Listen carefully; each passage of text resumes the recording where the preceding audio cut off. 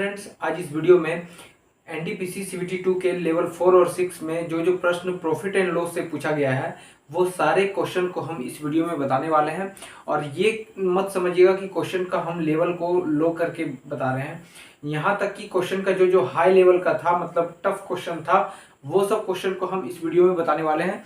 तो आप इस वीडियो को लास्ट तक जरूर देखिएगा। तो पहला प्रश्न है कि एक वस्तु का विक्रय मूल्य 960 रुपये है, यानी सेलिंग प्राइस क्या है उसका 960 रुपया है। और आपको इससे पहले इस क्वेश्चन को बनाने से पहले आप एक कॉन्सेप्ट याद रखिएगा कि अगर किसी वस्तु का क्रय मूल्य यानी सीपी कितना है 100 है, और उसको अगर बेचना चाहेगा 50% प्रॉफिट पे, तो वो डायरेक्ट क्या हो जाएगा 150। और अगर वो 100 में खरीद के लाता है और अगर 20% लॉस हो जाता है, उसका मतलब ये कि उसको 80% मतलब 80 में क्या करना है, बेच रहा है। तो यही कॉन्सेप्ट यहाँ पे यूज होगा और इससे बहुत आसान तरीका से बन जाएगा। क्वेश्चन को कम समय लेते हुए बनाएंगे ताकि एग्जाम में आपका इस तरीके से बनाइएगा तो जल्दी बनेगा। तो क्या है कि एसपी क्या है 960 रुपये है और उस पर अर्जित लाभ कितना है 50% है, यानी ये जो बेचा है इस पे 50% प्रॉफिट भी है।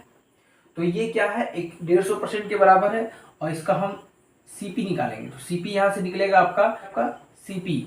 और बोल रहा है कि यदि लाभ 30% हो तो वस्तु का विक्रय मूल्य क्या होगा। तो 640 रुपया है, इस पे क्या करना है 130% निकाल देना है इसका। तो यहाँ से निकालेंगे तो 832 आपका आंसर हो जाएगा। आप काट के निकाल सकते हैं, एक जीरो से एक जीरो कटा, एक जीरो से ये, इसको गुना करेंगे तो हमारा ये आ जाएगा। नेक्स्ट दूसरा प्रश्न है कि एक दुकान का मालिक वस्तुओं का मूल्य 20% अधिक अंकित करता है। अगर हम 100 पे बनाना चाहें तो 100 रुपये क्या हो गया कि एसपी हो गया, और उस पे क्या करता है 20% अधिक अंकित करता है, मतलब और साथ में कि 10% की छूट भी देता है। यानी इस पे हम क्या करेंगे कि 10% छूट, यानी 100 में से 10 गया तो 90% हम इसका निकालेंगे। तो जो आपका होगा 108, यानी यहां से आपका कितना प्रॉफिट हो रहा है, 8% का प्रॉफिट हो रहा है। लेकिन जब उसने क्या किया, वस्तुओं को बेचा तो गलती से 1 किलोग्राम की जगह पर 1100 ग्राम हो गया, यानी उसको क्या हुआ, हानि हुआ। मतलब उसका लागत कितना हो रहा है 1100, 1 किलोग्राम की जगह पर 1100 ग्राम दे रहा है, यानी 100 ग्राम का क्या हो रहा है, उसको लॉस हो रहा है। तो 100 ग्राम का लॉस हो रहा है कितना में से, उसका लागत कितना हुआ 1100। हम जब भी निकालते हैं तो वो सीपी रहता है, मतलब कि लॉस बाय सीपी इंटू 100 होता है। हम यहाँ से देख सकते हैं कि 100 बटे 1100 और गुना क्या 100। यहाँ पे सीपी आपका क्या हो गया कि 1100 लग रहा है, उसको 100 का लॉस हो रहा है। तो यहाँ से अगर हम इसको सॉल्व करेंगे तो आपका आएगा 100 बटे 11, ये आपका लॉस हो गया। इसको अगर हम परसेंटेज में निकालेंगे तो आएगा आपका 9.99 लॉस परसेंट होगा आपका। और अगर पूछा गया है कि तो हानि प्रतिशत क्या होगा इसका पूरा लेन देन में, मतलब इधर से ये 8% का प्रॉफिट ले रहा है, से 9.99% का लॉस ले रहा है। तो हमको बताना है कि टोटल प्रॉफिट या लॉस क्या हुआ है, यानी लॉस परसेंट साफ साफ बोल रहा है कि 9.99 में से 8% घटा देंगे तो 1.99 क्या हो जाएगा, आपका लॉस हो जाएगा। नेक्स्ट प्रश्न है कि एक व्यापारी अपने माल पर इस प्रकार मूल्य अंकित करता है कि अंकित मूल्य पर उसको 16% छूट देने के बाद भी उसे 26% का लाभ होता है। अब यहाँ पे आप 100 किसको मानेंगे, यहाँ पे अंकित मूल्य को। अब क्वेश्चन ही बता देगा कि किसको क्या मानना पड़ता है। यहाँ पे आपको क्या करना है कि अंकित मूल्य यानी मार्क्स प्राइस कितना मानेंगे 100। अब इसमें क्या कर रहा है कि 16% की छूट दे रहा है, यानी कितना 100 का 16% छूट दे रहा है, यानी 16 घटा देंगे तो कितना हो जाएगा 84% का छूट में मिल रहा है। यानी अगर 100 में अगर 16% को घटा देंगे तो 84% ही ना उसको क्या हो रहा है, वो बेच रहा है। और जब 84 में बेचने के बाद भी उसको क्या हो रहा है 26% का लाभ हो रहा है, यानी ये कितना 126 के बराबर है। मतलब 26% का लाभ, मतलब कि सीपी और प्लस में 26% का लाभ, मतलब 126। और ये जो लाभ हो जाता है तो इस माल का जो क्रय मूल्य है ये आपका क्या है 84 रुपये में ये सेलिंग हो रहा है, और ये इसमें दोनों मिक्स है। तो यहाँ से हम 100 निकालेंगे तो ये आपका आ जाएगा सीपी, यानी इसको सॉल्व करेंगे तो आपका क्या हो जाएगा, यही आपका क्या हो जाएगा 318 रुपये के बराबर हो जाएगा। यही आपका क्या आया सीपी आया, और यही आपका 318 के बराबर है। इसको अगर हम सॉल्व करेंगे तो हम 14 से काटेंगे तो 14 छक 84 और 14 नवा 26 से यहाँ से काट सकते हैं, और भी 3 से 3 दूनी 6 और 3 तिया 9। अब इसको हम सॉल्व करेंगे, यहाँ से हम सॉल्व करेंगे तो एक बराबर क्या हो जाएगा 318 गुना 3 और बटे 200। इसको अगर हम सॉल्व करेंगे तो आपका आंसर आ जाएगा 477 यानी 477 रुपये आंसर।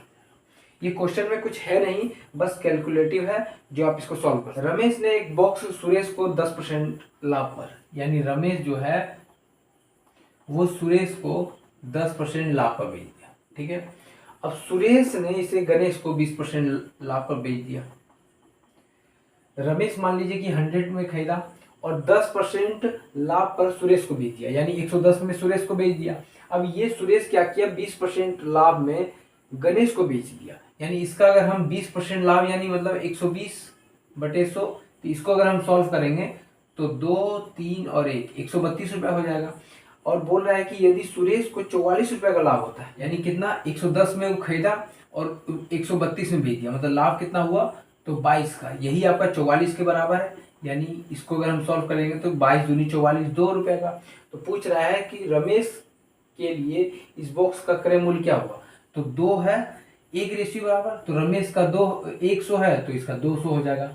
यही आपका आंसर हो जाएगा। हाँ, एक और बात है कि अगर किसी को ये क्वेश्चन इजी लग रहा है तो आप उस वीडियो को पॉज कर दीजिए और उस क्वेश्चन को बना कर देखिए कि क्वेश्चन बनता है या नहीं। अगर किसी को स्पीड लग रहा है तो अगर आप इस शॉर्टकट मेथड या इस मेथड से नहीं सॉल्व कीजिएगा, अगर आप बेसिक से बहुत लंबा चल जाएगा, अगर उससे बनाना चाहिएगा तो अभी आपके पास एग्जाम है, हो सकता है कि उसमें आपको क्या हो जाए कि लंबा 1 मिनट का टाइम देने की जगह पे आप 2 से 3 मिनट टाइम दे दीजिएगा, तो आपको क्या हो जाएगा कि एग्जाम में और भी क्वेश्चन छूट जाएंगे।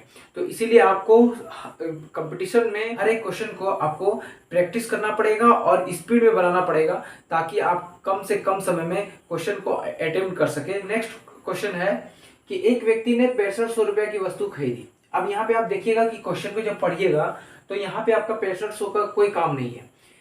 वह 30% वस्तुओं को 12% लाभ पर और शेष वस्तु के 40% को 15% हानि पर बेचता है। यानी यहाँ पे क्या हो रहा है, सारा वस्तुओं का खेल हो रहा है, 30% वस्तु को, 40% वस्तु को। तो यहाँ पे हम देखेंगे कि वस्तु मान लीजिए अब इसका 30% यानी 30% गया, तो यानी आपका क्या हो गया 30%, ये क्या किया, इसको 12% लाभ पर बेच दिया। ठीक है, शेष वस्तुओं का यानी कितना 70 बच गया। 100 में से अगर हम 30 घटा देंगे तो कितना बच जाएगा 70, और 70% वस्तुओं के 40% को 7 चौक 28, 28 वस्तु को क्या करता है 15% हानि में बेच देता है। अब जो बच जाता है यानी कितना आपका 30% हो गया 12% लाभ पर और 28% हानि पर। अब जो बच गया यानी कितना 30 और 20 50, मतलब 58% इधर, और 100 में से अगर हम 58 घटा दे तो कितना हो जाता है 42। अब 42 वस्तु को किस रेट पर बेचेगा कि उसको टोटल पे 2% का लाभ होगा। यानी इसको ऐसे सॉल्व कीजिएगा कि 30 वस्तु जो है उस पर क्या किया है, ये 12% लाभ पर। ठीक है,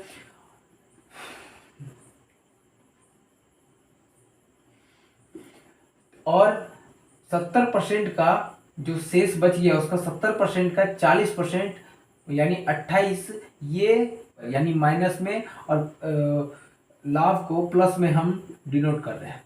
और जो बच गया यानी सारा घटाने के बाद आपका क्या बच गया 42 वस्तु, इस पर क्या रेट से बेचेंगे कि टोटल में यानी 100 में उसको 2% का क्या हो, प्रॉफिट हो।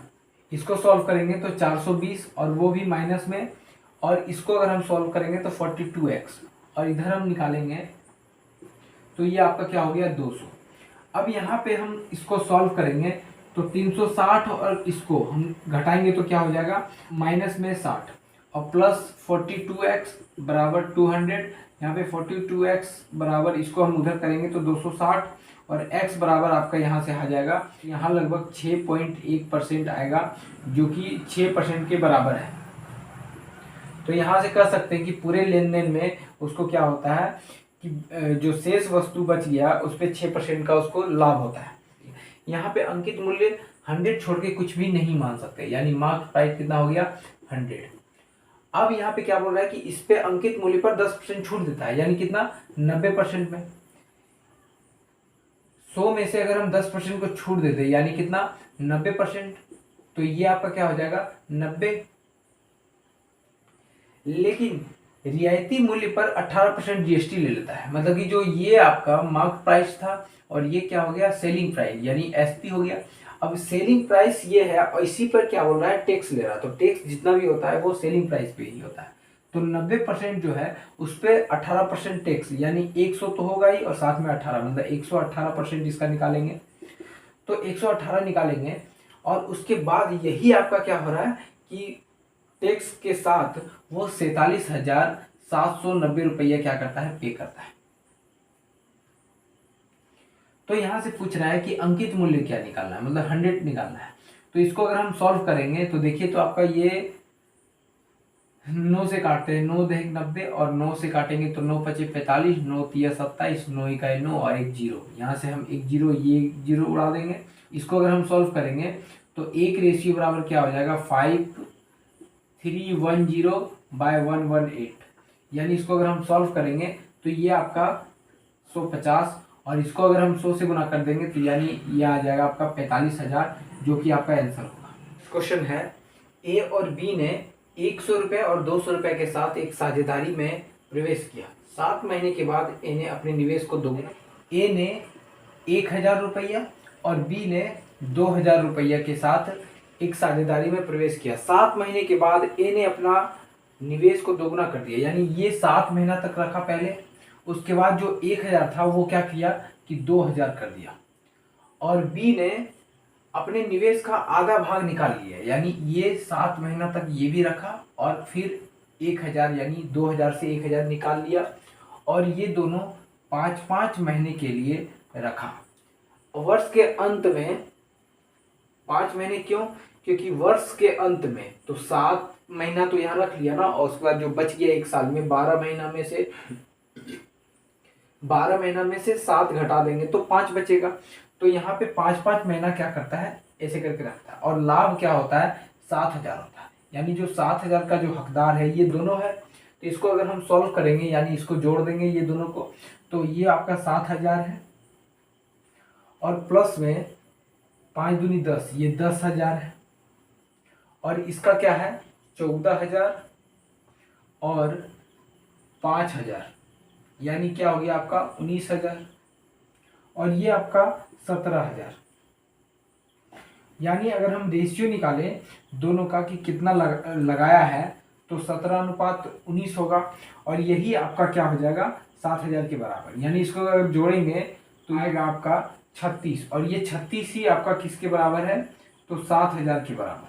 अगर हम एक रेशियो निकालेंगे, बी का भाग पूछ रहा है यानी 19 के बराबर, तो हम इसमें 7,000 में से अगर हम 36 से भागा दे दे और 19 से गुना कर दे तो हमारा आंसर आ जाएगा। अब देखिए यहाँ पे आप लॉजिक लगा सकते हैं क्योंकि ये कटेगा नहीं और बड़ा लेंदी होगा, इसलिए आप यहाँ पे देखिए ऑप्शन के थ्रू देख लीजिएगा, क्वेश्चन पकड़ में आ जाएगा। तो देखिए अगर हम 19 से भागा लगाते हैं तो 19 दूनी 38, मतलब क्या कि 2 से कम आ रहा है, यानी जब यहाँ नीचे कम आएगा तो ऊपर ज्यादा आएगा।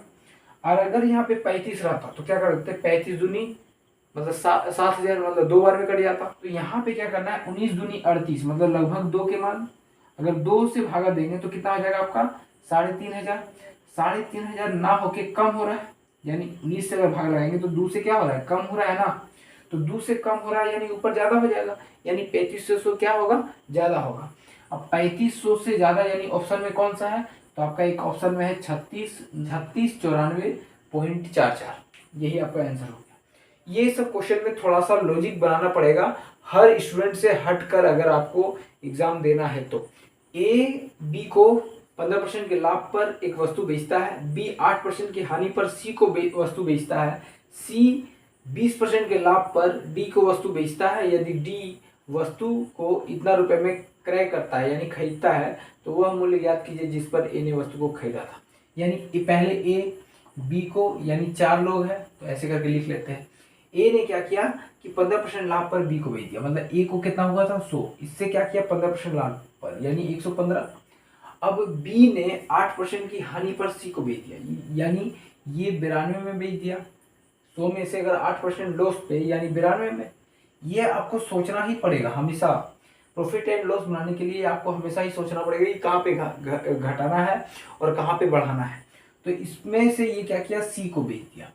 ठीक है, अब सी ने क्या किया, 20% के लाभ पर डी को बेच दिया, यानी 115 गुना 92, ये आपका किसका हो गया, सी का। और ये क्या किया, डी को 120 में बेच दिया, मतलब क्या 20% प्रॉफिट में। और यही आपका 253.92 रुपये के क्रय मूल्य के बराबर है। अब इसको अगर हम सॉल्व करेंगे तो इसको सॉल्व कीजिए, 1 जीरो से 1 जीरो, और इसको अगर हम 5 से काटेंगे तो 5 दूनी 10 और 2 से 6 बार में ये 5 से क्यों काटे, क्योंकि 5 से 5 दूनी 10 और 5 दिए 15 यानी 23। तो ये आपका क्या आएगा, 1 बराबर 2 आएगा, मतलब 2 रेशियो होगा। वही पूछ रहा है कि ए ने कितने वस्तु में खरीदा, कितना में खरीदा था, तो हम इसको 100 से गुना कर देंगे, जो कि आपका आंसर 200 है।